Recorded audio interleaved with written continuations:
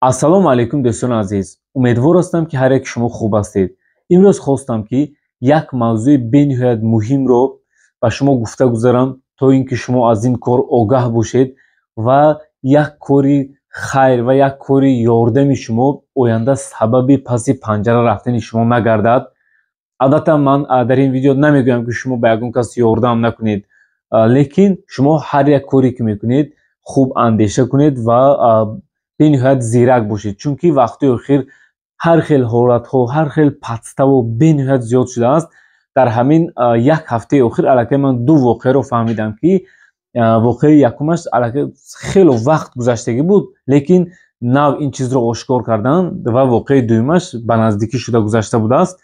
Ва хостам, ки ин чизро вақте ки ман фаҳмидам, зуд хостам, ки ба шумо фаҳмонам, то ин ки оянда ба дигарҳо ҳамин зарари ҳамин чизҳо нарасад, дигарҳо эҳтиёт бошанд. Пеш аз оғоз кардани видео як чизи кӯтоҳро барои шумо гуфта мегузарам. Нафароне ки мехоҳанд, ки дар ҳақиқат тариқи интернет пул кор кунанд, интернет магазини худро кушоянд, бизнес кунанд, просмотрҳои видеои худро зиёд кунанд, блогер шаванд, яъне метавонед, ки як силки видеоро дар описанӣ мемонам, ба ҳамон ҷо дароед. Дар бораи ин чиз пурра маълумот ҳаст, метавонед, ки аз ҳамон ҷо маълумоти пурраро гиред. Ҳоло вақти зиёди шуморо намегирам, боз баъзе маълумотҳоро дар охири видео мемонам. Хуб, биёед акнун ба қисми асосии видео мегузарем. Дӯстон, ба наздикӣ як воқеаро фаҳмидам ва дирӯз боз як ҳолати дигар ба ҳамин монандро фаҳмидам ва зуд хостам, ки инро пешкаш шумо гардонам, то ин ки шумо аз ин кор огаҳ бошед ва ба доми фиребгарон, ба доми баъзе нафароне ки падстава мекунанд рӯбарӯ нашавед, нағалтед. Хуб, ин воқеа чӣ хел аст? Як нафар бачаи худамон тақрибан 2.5 сол пеш мебиёяд. Ҳоло забони русиро он қадар ҳам хуб намедонист, яъне вақте ки нав мебиёяд. Албатта аввал картаи Сбербанк мекушояд барои баъзе корҳо.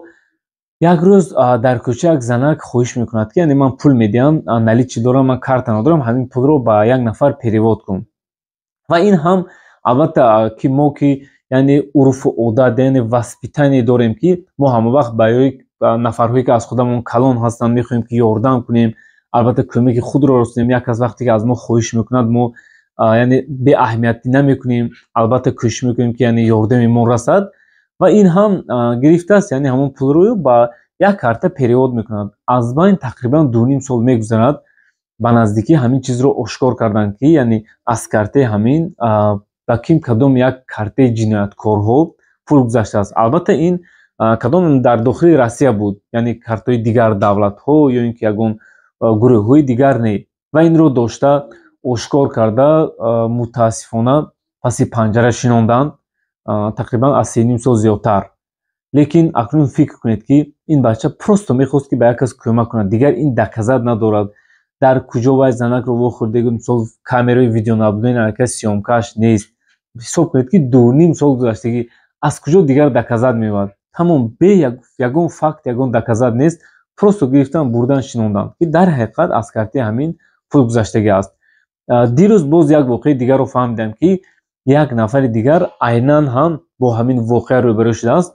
ӯ ҳам тақрибан 8 моҳ пеш бошад ё ки 5 моҳ пеш бошад, ҳамин пулро гузарондагӣ будааст ба ким кадом як карта ва инро ҳам ҳамин тавр омаданд ошкор карданд, ки ту ҳамин пулро ба ҳамон картаи ким кадом як гурӯҳи ҷиноятӣ гузарондагӣ ҳастӣ ва ту бо онҳо ҳамкорӣ дорӣ. Дигар ин ягон факт, ягон доказательство барои худаш надорад, ки пулро аз куҷо гирифтагӣ буд. Мисли гузашта, яъне дигар ягон видеонаблюдение, ягон доказательство нест.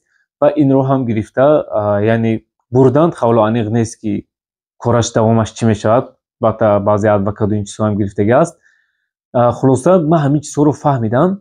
Ростӣ вақте ки якум воқеаро фаҳмидам, он қадар сахт аҳамият надодам. Хай гуфтам шояд як случайно шуда бошад, лекин вақте ки дуюм воқеаро фаҳмидам, зуд дар сарам зад, ки ман бояд ин чизро ҳатман видео карда ба бачаҳо фаҳмонам, то ин ки оянда бо ин чизҳо рӯбарӯ нашаванд. Албатта дӯстон, ман шуморо намегӯям, ки мисол дар кӯча ба ягон кас ёрдам надед. Шояд нафароне ҳастанд, ки дар ҳақиқат муҳтоҷ ҳастанд, дар ҳақиқат барои онҳо ёрдам лозим мешавад. Як нафар мегӯяд, ки мисол ба ягон ҷо ман занг занам. Акнун дар ин ҳолат ман ҳеҷ чиз ҳам гуфта наметавонам. Шояд баъзеаш дар ҳақиқат бошад, шояд баъзеаш специално бошад. Мисол дар кӯча мегӯяд, ки бёр ябор ман телефонта занг занам, як ҷо суҳбат кунам. Аз ҳамин чизҳоям бениҳоят боэҳтиёт бошед, чунки ҳоло як замоне шудааст, ки ҳар рӯз ҳар воқеа шуданашам мумкин аст бо бисёр мошенникҳо, бо бисёр фиребгарҳо, бо бисёр нафароне ки подстава мекунанд, яъне рӯбарӯ мешавем.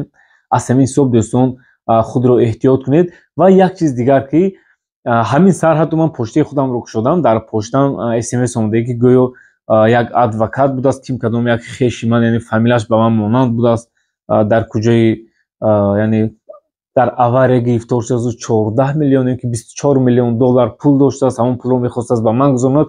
ин як чизое ки ранги афсона аст, лекин боз бачаҳои худамон ба ҳамин ҳолатҳо меғалтанд. хел скриншотро мебинед. ин ҳамин саҳар дар ман чунин смс омад ки якчанд рӯз пеш ба як тоҷики худамон ҳам хел смс омадааст, бо ӯ ҳамсӯҳбат шудааст, вай 24,000 доллар яъне пул бурд карда гуфтааст, дар вай ҳам ҳамин тар. ва ӯ тақрибан хато накунам 800,000 рубл аз як ҷо рафтааст, аз Сбербанк гуфтанд, лекин акун ман намедонам ки ин услуга дар Сбербанк аст ё не. 60%, 60% пул гирифта, худаш ҳатто гражданин Россия нест, гирифтааст 500,000 плюс ин 300,000 пули як нафари дигарро гирифта, ҳамаи аминро гузарондааст ва хостааст ки яъне фикр аст ки ҳамин пулро ба ӯ мегузаронанд, лекин мутаассифона онҳо мошенник буданд. хулоса бениҳоят бисёр аз чунин ҳолатҳо, доку дему ҳар хел чизҳо буд. чанд бор мо оиди ин видео кардем. дӯстони азиз, аз ҳамин ҳисоб боэҳтиёт бошед, худатонро эҳтиёт кунед, чун вақте шумо дар ин ҷо барои пул кор кардан омадага ҳастед, шумо вақте пул кор мекунед, дар хона шуморо зану фарзанд, падару модар интизоранд, ҳамеша дар фикри онҳо бошед. худованд ҳамаи шуморо нигаҳбон бошад. акнун нафароне ки мехоҳанд ки тариқи интернет пул кор кунанд, биёед камтарак дар бораи ин нақл мекунам. мо ба наздикӣ як курси кӯтоҳ карда алгоритми яъне зиёд просмотр гирифтани видеоро нишон додем ки пас аз ин хоҳишҳо бениҳоят зиёд шуд ва мо тасмим гирифтем ки яъне курси калони роҳнаморо ҳам кушоем. мо дар курс дар бораи интернет магазин сохтан, чӣ хел яъне клиент ёфтан, реклама кардан, тариқи социални сет пул кор кардан, ҳамаи инро фаҳмондага ҳастем ки курси мо то рӯзи 16 феврал аксияи калон аст, баъдан рӯзи 20 курси мо оғоз мешавад. ҷойҳо ограничения дорад, мо танҳо 100 нафарро мегирем. дафъаи гузашта мо чӣ хеле гуфта будем, 100 нафарро мегирем, вале дар предзаписи мо 1300 нафар зиёд худро номнавис карданд, вале мутаассифона мо гирифта натонистем, чунки уже аз 100 нафар вақте ки зиёд одам мегирем, дигар успед намекунем, бо онҳо сару кор кардан дар кор аст. аз ҳамин сабаб нафароне ки дар ҳақиқат мехоҳед ки тариқи интернет пул кор кунед, марҳамат ба силкае ки дар поёни видео аст дароед, дар бораш пурра маълумот гиред ва ба ин рақамҳое ки мебинед метавонед ки муроҷиат кунед.